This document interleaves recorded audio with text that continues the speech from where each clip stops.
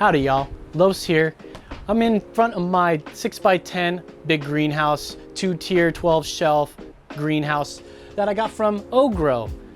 Now I've had it up since December 2021. It is now August 2022. It's only 8 months that this thing has been up. There's a lot of problems. First of all, this comes from a company called Macrus. That's M-A-C-H-R-U-S. This here is the Ogro Deluxe walk-in greenhouse with 2 tiers and 12 shelves with the green cover, with the green netting. Let me tell you the description here. It assembles with blah, blah, blah, blah, blah. The rust-protected, sturdy frames will offer plenty of support for pots and trays. Heavy-duty reinforced green PE plastic cover gives you extra protection against direct sunlight. Just remember that line there. Oh yeah, it says, this product is designed well and will ensure you years of reliable use and won't fade or crack in the sun. There's a lot of problems. For one, the zipper has completely failed on me. That's okay.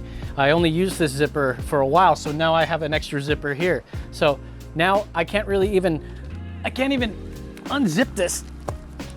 Oh yes, I can kind of unzip it. Let's see if there's even good luck trying to get it back down here. Well, hey, it's working again. Maybe because you don't use it for a while. But anyways, this is the reason why it's working, because I put a nice brass zipper head on here. The plastic one that they had, well, it's not plastic, it was a very cheap aluminum metal, probably pewter or something. I don't know. Would they use pewter? I don't know. Who cares? The cheap one they used broke off. It split in half. It opened up like that. And so I put this one on here and it got really stuck and I stopped using it. Ugh. But luckily nowadays it's summertime and I keep it open for most of the day.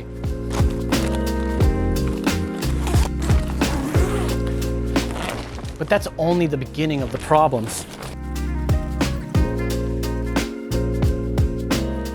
First of all, I live in a very windy area. I don't know if you can tell, but the wind is blowing right now. And I can get gusts up to 25 miles an hour over here. And I've got a little wind detector to tell me all that stuff. So you have to be careful because this thing is so flimsy. What happened one night is I came to my greenhouse after it being a pretty windy night and all my plants fell off the shelves and all the shelves fell off. Come on in here, I'll show you something. The shelves fell off, they were bad, so I had to tie them to the frame itself. So I took some of this, I probably should have used a galvanized wire, but you see now everywhere it is now secure. So if there is too high of winds, we're not gonna have failure of the shelf as well. Also, if you were to read a description that they said these are rust-proof. The rust-protected, sturdy frames will offer plenty of support for pots and trays. So that this will deteriorate and completely fail one day. But there's still more. Now, securing it, that's probably on you. You should know when you get yourself a greenhouse, the wind conditions and everything. Now I knew what I was getting into. I had a smaller version of this that I took care of, and I had to learn that I need to tie this down everywhere. So if you look around in this place, it's tied down in so many different areas for structure. I've got one coming straight down. I don't know if you can see that, but that's connected to a cinder block down below. It's tied down here. It's also tied to this actual bench that I made here. And that's a pretty heavy bench. There are cinder blocks all throughout the bottom. There are more tie downs everywhere. This thing is now lasted 8 months in the harshest of winds, and it's held up. You know, for all intents and purposes, it's actually held up. And I haven't worried about too much wind. But here is the kicker. With the sun, our plastic is wearing out, and it's already cracking. We're getting holes, we're getting airflow into the greenhouse from outside. That is not good. This is 8 months. We've had one little summer. Granted, it's been a pretty hot summer, but I recall that ad saying, won't crack or fade in the sun. This product is designed well and will ensure you years of reliable use and won't fade or crack in the sun. And I tell you, that cracked or faded in the sun. So what do you do about that? You were told that you were going to have years of reliable service with this thing, and yet you only got 1 season. Well, I think what you need to do is contact the people. When people make claims like that, you should ask them to back up their claims. And in this case, the fine folks at Macros did indeed back up their claim. I asked, well, hey, you said that this won't crack or fade in the sun. I sent them pictures. I gave them proof that this thing has been up for less than 1 year. Well, by golly, they sent me a new one. How about that? And because I do love this greenhouse so much, and I do have a nice bigger greenhouse that I've had just waiting to build it. It's not made of flimsy plastic, it's aluminum, it's poly sides, like hard plastic. It's gonna be super cool. We'll get to that someday. But for now, I've got this greenhouse covered, and so I think today we'll show you around the garden, some of my favorite stuff, just give you a progress report, and we're gonna replace this. And I think it's gonna be a fun time. So without further ado, let's go.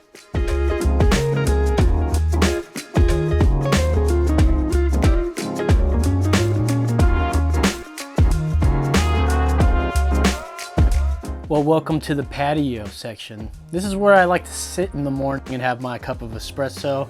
I've been really digging this 3-tiered bonsai bench that we built. Definitely should have sealed it because I've been watering on it and I can already see some of the boards are warping, but that's cool. I can get more of these, and next time I'm going to completely water seal them because that would be the best bet, especially if you're going to be watering on them. But as you can see here, I put a lot of my crepe myrtles on here. This one is one of my favorites here. This is the Ken Taylor rosemary. Yes, that's rosemary indeed. I don't like to prune it all at once because after all, it is rosemary and I do like to cook with it. So I just kind of go in here and prune it when I need it. And so as you can see, there's probably some shoots that are much taller. There were a lot more shoots like that, but I've been sort of pinching at them to eat, because rosemary is delicious. And this Ken Taylor's a little bit more like, it's got like more of a spice to it. Kind of cool. Here's my American elm. This is a little seedling I pulled from the ground last year. Gave it some shape. Been letting the shoots grow out to 5, 6 different leaves, and then I'll prune it back to either the first or the second one. And I'm just trying to ramify not ramify, but try to get some really crazy movement, because I think I've done, it grows way too quickly to put wire on it. Wire scars are so happening so quickly. I'm monitoring like crazy just to make sure that they don't bite in, because it looks like it's going to take a long time for that scar to heal. But like I said, we got our crepe myrtles. This is something new that I've been putting together. It's a Portulaca forest. These are all just cuttings. I jammed them all into some soil. They all rooted. And I said, you know what? I've got this pot. This is where my bald cypress originally came from, was this pot. And I decided, you know what? I'm going to start a little forest. I'm really getting into some Portulaca afras. Thanks, Little Jade Bonsai. Your channel is amazing, man. So really helpful. If you want to try to make sure your game is top-notch with Portulaca, watch his channel for sure. I'm even developing a tiny Portulaca afra here.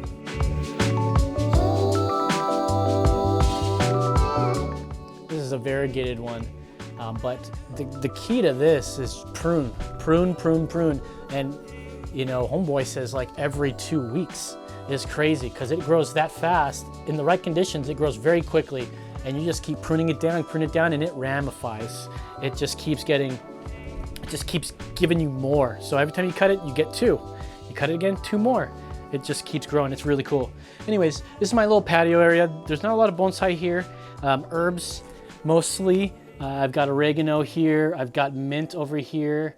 This is basil, which I've just been keeping alive for a couple of years now. And the key to keeping it alive is as soon as you start seeing it develop flowers, you just get the flower right off of it.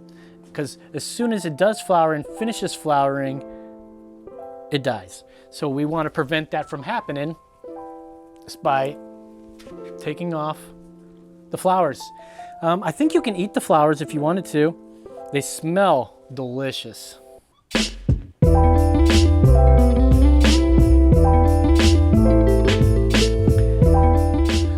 We'll finish off in the greenhouse, but first here's the main garden. You always see me standing right here saying, howdy folks, howdy y'all, Los here. But have you ever like looked around here? So let me just start with what we have on the side benches here. Now, I don't have a bunch of great bonsai. I have a lot of pre-bonsai things. That's why you don't see a lot of the things in my garden. I'm just getting things ready. And first of all, I'm starting to work with this desert rose. This variety, this succulent is really fascinating. So I'm experimenting right now. And I want to make sure my information is correct before I give you any of the good stuff. But I can tell you, cutting these off, as you can see, it's got a lot more buds. Not only that, I'm also getting cuttings out of the deal. And I saw how much these cuttings can go for at the stores, so we're getting on top of it now.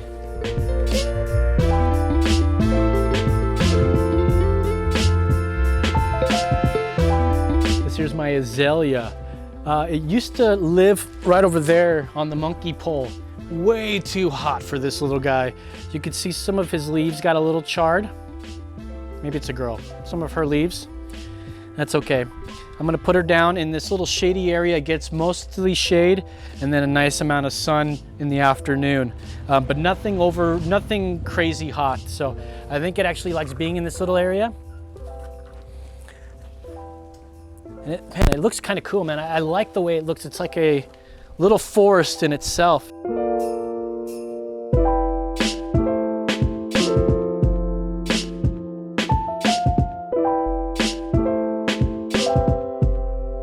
This here's my dwarf pomegranate. I'm just developing it right now. I'm not really doing any styling. I prune it down a bit. Probably should cut this pomegranate off. I see a big old spider egg over here. I'm gonna leave that alone because they're actually pretty beneficial in this garden. The spiders, we have an agreement. You know, please do your job, stay out of my way, we'll be happy. Here is the bald cypress Brandon Baldoff and I put together back in January, maybe. And it's August, which means we're gonna get into fall here really soon. I'm not sure if this is happening due to it being nearly fall. It's getting into the end of summer. Still lots of heat left. At least a couple months of growing season. But this happened last year too, where the bottom foliage just started coming off. And at first, this year, I thought it was because I had it under my sprinklers, and the sprinklers or my misters were not filtered water, not softened water. So I got a lot of white deposits on the foliage, which I thought maybe that prevented it from doing its photosynthesis and therefore leading to its failure and dying. I don't know if that's the case or whether it's getting too hot. I took it out of the greenhouse maybe a month or two ago, and I wanted it to adapt to outside instead of it being in the greenhouse. I think it's taken to it pretty well. It's not dying, but I'm getting every day, I feel like I pull off a lot of the foliage, the dead foliage.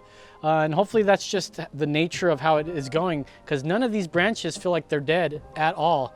They still feel like they're full of water. And you don't want to like try to bend it too much, because you know the nature of bald cypress is just you just can't, even at their like bendiest, you can still feel them crack as you kind of bend them a bit. All right. So you guys have seen a lot of the cool trees I put together in this program. This was one of them. This was my gold mop Hinoki cypress, and it was super awesome. I had potted it at a good time. It was growing so wonderfully, and then just slowly but surely I'm getting brown foliage, complete branches are dying. I felt like it was getting too dry. So I kind of slipped it into a deeper container and put some, just made sure it stayed a little bit more moist than it usually is. It seems to be recovering a little better, but I don't know, I don't have very much hope for this. So I've been kind of keeping it down in the shade. Hopefully it recovers. It's in the hospital. She ain't feeling great. Pride of Barbados, Cascade Pride of Barbados from seed. Yeah, these don't do much. It's they don't bifurcate very much, and I don't even think this trunk has grown in the year I've had it. But I grew this last year, it overwintered it, and it came back pretty good. Anyways, I've got some cuttings down here, propagation going on. I've got these ficus. I've got 5 little cuttings, and they're all wrapped tightly at the bottom. I'm gonna try to get these to fuse, so we'll see how that goes. You gotta start a root over rock project sometime. Start it right now and forget about it. Make sure that you water it every day. But here is a holy limestone with a ficus, and the roots are wrapped all around that thing. So we'll have to open this up in a year and see how it went. Can't wait, I'm excited. Yeah, nothing really over here. Tomatoes, elms over here, and oh, here, yeah, check this out. This is my propagation station for the Portulaca. These actually feel like they're already got roots on them, but what you do is you prune your elephant bush plants and just shove them down into the soil here. I have all this soil. Well, first of all, what I do is I let these sit out for maybe 2 days, up to a week. And then once they're calloused over, you can throw them right into the dirt. They'll find some roots, they'll go down, and they'll start making these. This is crazy. I have tons of these. I'm gonna have them forever. And they actually, I think they originate from this plant, which I've had for a while and I neglected it. So, like I said, I've been watching Little Jade bonsai videos, and he does amazing work with Portulacas. So I'm gonna do it too. So this is one of my bigger ones that I up potted, and I'm gonna let it grow forever. I'm gonna prune it when I can. I'm gonna take off these shoots, but I basically wanna develop it to look like a tree. Once I have a tree shape, I'll let the branches grow when I need them. Then we start pruning like crazy to really make the foliage look dense. Because if you watch his videos, those are dense pads that you can make with the Portulaca. All right, moving on. Down here, I've got elms. These are all elms down here. A couple different varieties, American elm, cedar elm. This is one of my air layers from last year. I let it get a little crunchy over the summer here, and I had to let it regrow again, so it's kind of in the hospital down here. American elm seedlings. This is another air layer that I did last year, and I'm gonna do like a raft style forest with it. So one day it's gonna look really nice. We'll see. This is a Zelkova that I got from our friend Roland Lopez. That's right. Okay, oh, that's still green. So I cut off a branch and I shoved it back in here, and it's still green. So hopefully it'll be a nice little cutting. But yeah, look at this Zelkova. It's got some great movement to it.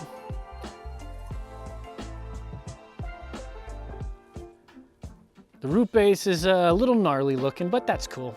We can work with something. So anyways, these are just experiments. These are just things that are wired, getting ready to go into bigger pots next year. They're just developing. Check this out. I've got the morning glories are starting to wrap around my tree here. But anyways, look at this. This is a bald cypress. Look at that. It's about 1 inch in diameter there.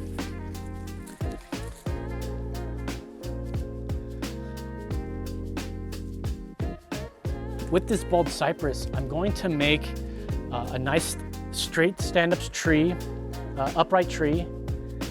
Which means I want to try to air layer this top part so we can get some more of this tree. I want this to grow out and really just spread out, real like a nice big old bad mama jamba buttress there, just like the ones you see on the riverbed. That's what I'm trying to look for with this bald cypress here. And the best part, I got this for $25. What? So I almost nearly bought all of them, but 25 bucks for this. You can't beat that with a stick. All right, here's our little Home Depot Yalpin Holly. And it's in excellent health. I've just been pruning it every once in a while. As you can see, it's got lots of new foliage being built and growing. It fell off the bench once, and I broke some branches. So as you can see, it's not exactly a full tree, but that's okay. Just give it some time, it'll grow. Now, I don't know if I told you guys, but Portulaca afras are my new passion. And so I've been just trying to develop all these Portulacaras. I didn't know you can prune them so often. And if you prune them often, you get such dense foliage. And I can already see an improvement in the foliage, how I'm cutting it, and it's starting to, I don't know, dense up a bit. But this is just a cutting from one of the big Portulacaras that I've had, and I'm just letting it develop, man. Oh, did I tell you that I'm into Portulaca afras? Because I just keep pulling them out. Believe it or not, these are pretty much all from the same plant, which is another reason why I'm really getting into it. And matter of fact, these are getting long enough where I'm gonna prune them back here. You see that, dude? It gets about this long. You can just go ahead and do a nice flat cut right above the 2 leaves there. And then it's gonna grow another 2 of them there. Just a few days, you'll start seeing those little buds happen. And boy, I'm gonna have a pretty dense looking tree here soon.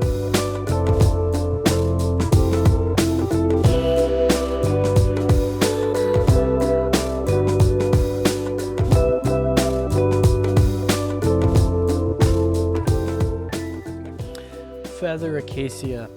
It's very unusual for a bonsai, I'm sure. The spikes are gnarly. The thorns are just super crazy, very intimidating.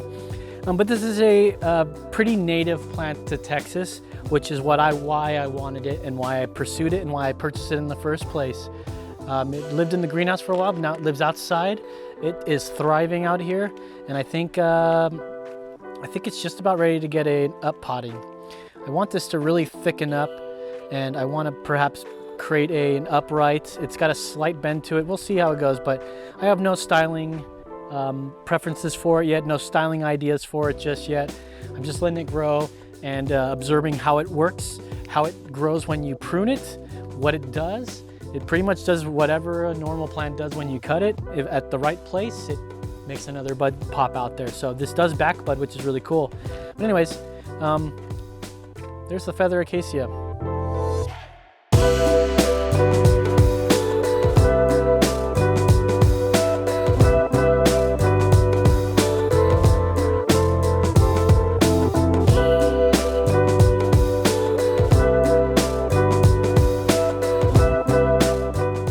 On the plus side, if you're ever working in your garden and somebody tries to like interrupt you or try to rob you while you're in your garden, you just hand them this thing. Say, here, catch this. Just throw the feather acacia at them, and hopefully that won't get you shot in the back. I don't know if I told you, but I'm really into Portulaca this year. Here's another one. This one's actually a really cool one that I've been developing. This is a variegated one. And it had some really cool shape, and I've just been really pruning this one. You can see it's really densing up. I had no idea that these can do that, and I'm just pruning them like crazy every couple weeks. If I see it grow out too long, I'm gonna prune it back. See, this one's already getting too long. I'm gonna prune that one back. This one too. And you see, it comes back and these tiny, tiny, tiny little ones come in. Anyways, this is a cool one. I think I want it to be like a, I don't know. It's like a Christmas tree, triangular shape, kind of on a slanted angle there, kind of cute. All right, and as you see, these are the monkey poles that we built. This is actually the monkey pole from our video. Still holding up quite nicely. And this wood that we used, I don't know if it's ground contact or not, but it's hasn't shown one little ounce of warping since we put it together. Time will tell though. Here's another monkey pole with a much wider base and a top here, just a bigger shelf. I think these are 2 feet shelves. And along with my thermometer, we've got my Cascade juniper, Chinese juniper. It's really the only juniper I've been able to repot and it survived. I'm so worried about repotting, messing with the roots of a juniper. I just don't do it. I try to avoid it. But this one I did, and it's been in that pot for well over a year. It's established in there, doing great. And all this blue foliage that pops up, that's all the new foliage that pops up. So it's thriving, it's doing great. You may remember this crepe myrtle from our winter pruning. This has just been a wonderful bonsai for me. It has grown several sets of leaves, and now it's in its seeding stage. I'm going to cut all these seeds off and just let it focus on growing. Oh, there's some new growth finally coming. This thing didn't have any real new growth until, except the seeds and the flowers. But now I'm starting to see some new growth coming in. I really like this crepe myrtle, and one of my new favorites of the season. This here's a Catlin elm, and this has got to be one of my favorites. This is a Chinese elm.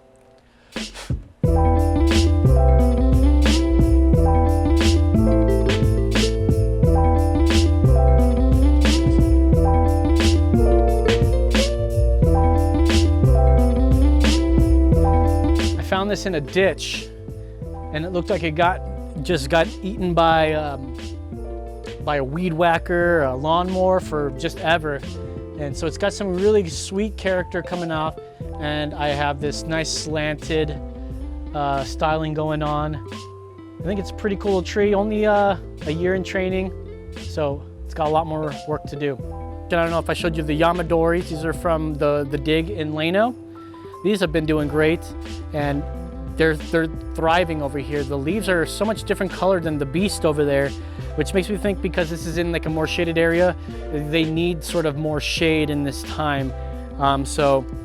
Because that's where they were growing before. They were growing in the shade of the parent tree basically for years. And so I don't think they like the direct sunlight too much. So at least at this stage of their life. Let's go ahead and finally finish off our tour here with the greenhouse. And then when we're done, we're gonna throw this greenhouse cover on, and it's gonna be super sweet. But welcome to my greenhouse. The greenhouse has a watering system that missed the greenhouse for 2 minutes every 4 hours. It used to be a minute every hour. I feel like it got a little too moist in this place. But come on in and I'll show you some of the trees I got. Straight in the back, you're gonna see that I have a Brazilian rain tree. You've seen this Brazilian rain tree many times. As a matter of fact, I don't know if I did this on camera or not, but I did an air layer on it right here. And I've just been checking on it. Still no leaves, but as you can see, this branch that I stripped the bark off of and did the air layer, it's still very much alive. And I think we're just got a few months away till I start seeing some roots come through there.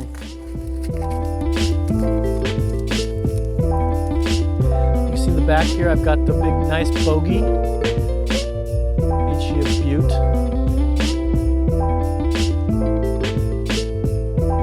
And here is the $50 challenge tree.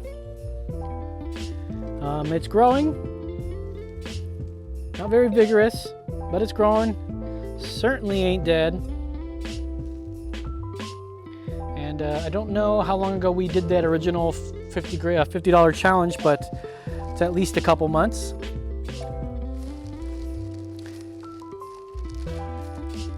Got some really cool cascades here. This is a bloodwood tree, Kapari I think it's called, because I think you can scratch the wood bleeds red, and I think this wood also sinks instead of floats. I guess it's very dense wood, and it does feel pretty dense. It's a pretty cool looking tree, and I don't really know what to do with it. I've just been kind of trimming it around, playing around with it. You guys know my Fukian tree, Cascade. We last defoliated it, didn't we? And you can see, it comes right back with a vengeance. Just does not skip a beat. more vigorous than ever, more shoots coming out. You cannot beat the Fukian tree. Boy, do I love it.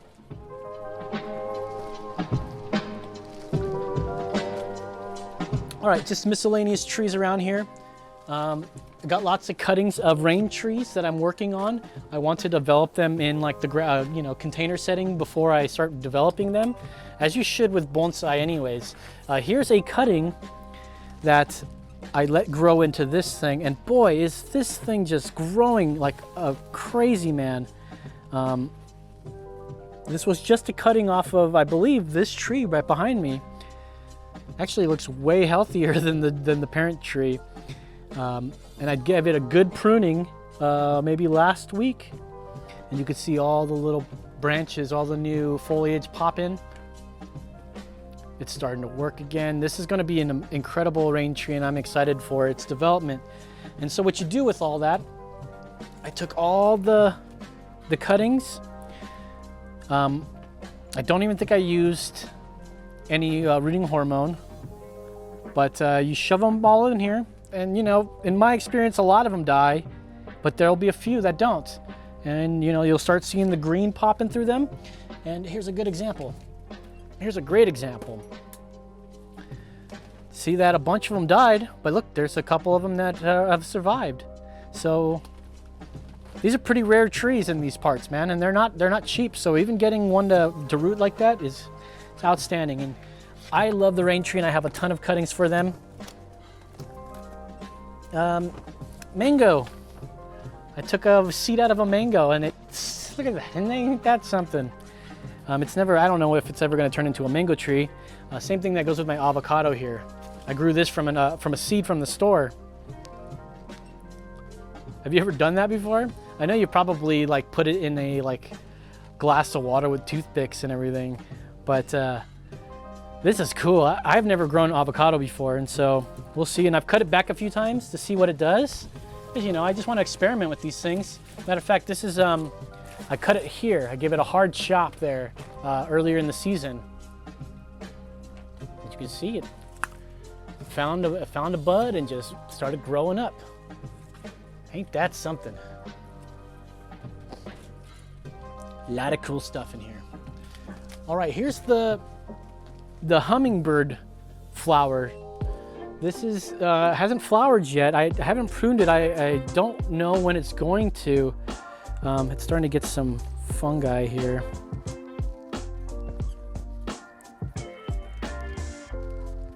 Oh, it's getting whitefly.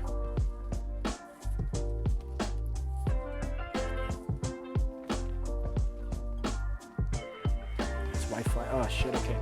So it looks like I have whitefly on this plant right now. So since you're here with me, why don't you stick around and let me show you what the neem oil was. There it is.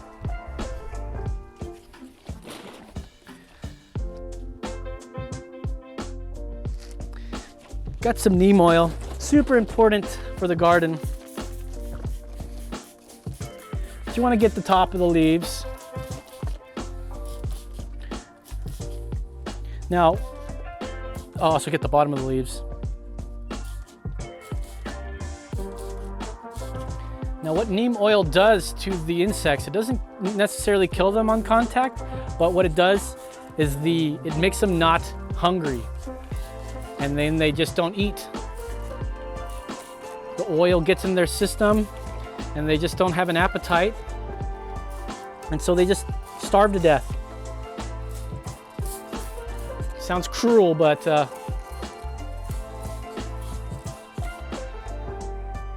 should do it. Yeah, these whiteflies are now like, where do I go? Where do I go?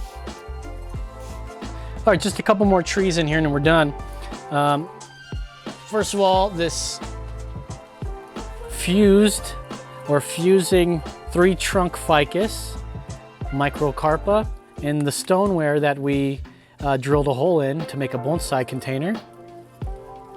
Pretty cool. Just letting it grow. I imagine this to look like Nigel Saunders' monster microcarpa one of these days. His is 30 years old, so from seed.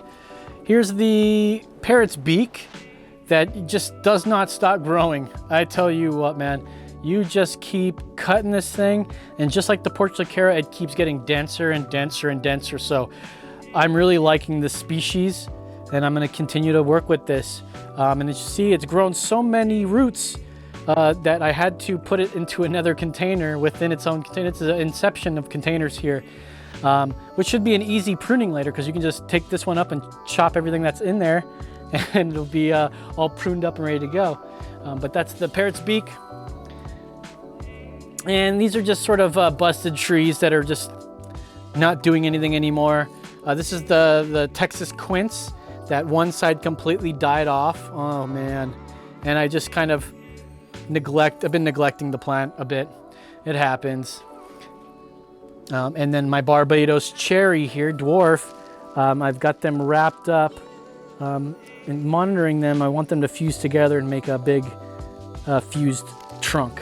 So yeah, man. It's got some really cool roots. If you look at this Nabari right here, look at that Nabari, it almost like,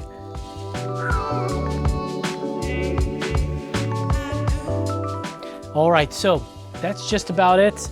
Here's the holly that we dug up in January. That massive holly, doing just fine. It's growing, it's loving life, it's happy. And that's really it. There are probably miscellaneous plants all around the place that I haven't talked about, but that is my garden in a nutshell. One day I eventually plan to move my garden out further out, because I have this giant backyard that I could use. But right now, because of the things that I have, I don't need all the space. So I've kind of kept it in this 15 by 20 little rectangle I have in the backyard. So I think the next and final step is to figure out whether or not we're going to remove this or just put the new cover over it. It's something I got to think about. So well, when we come back, you'll find out what we decide, okay?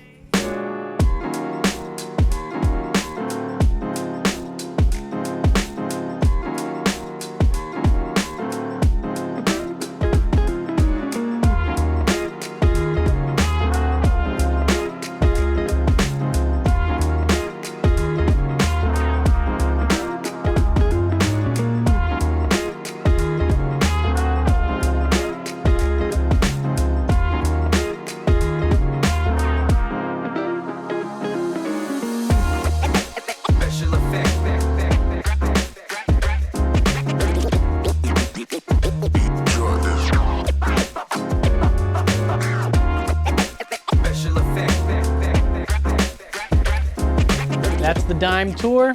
That's the replacement cover. I think having the replacement cover on the old cover, which is about 90% intact, is going to provide so much more protection than just one single really good one. So I'm happy we did that. I hope you also enjoyed the garden. It's not much of a garden, but it's a humble start to a wonderful bonsai career, bonsai journey, all that good stuff. If you have any questions, drop them in the comment section and I'll be happy to answer any and all of them. We'll see you guys next week. In the meantime, be cool, stay hip, get yourself a hobby. Stay dry too. Bye.